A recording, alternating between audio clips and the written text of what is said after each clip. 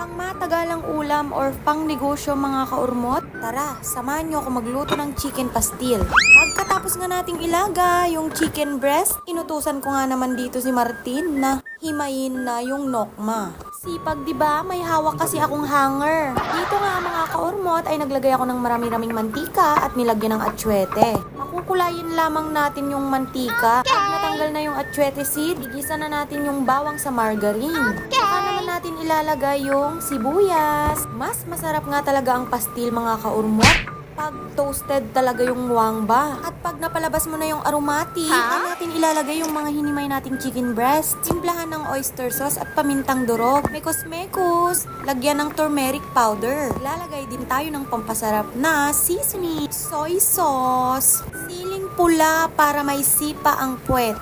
Lagyan ng vinegar o suka para matagal mapani. Unang gagalawin, kuberan mo at lutuin mo ng maigi.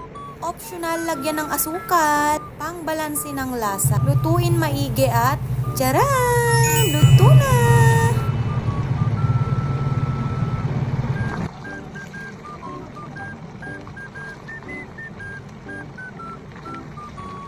Perfect nga tong nagawa kong pastil mga kaurmot.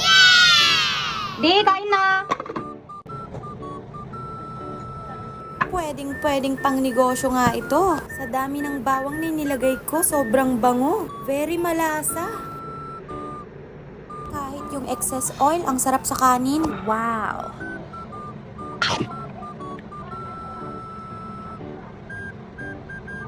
Sarap guys. Grabe, ang sarap. Pwede na pang negosyo to guys. Grabe, sarap. Saktong-sakto sa kanin.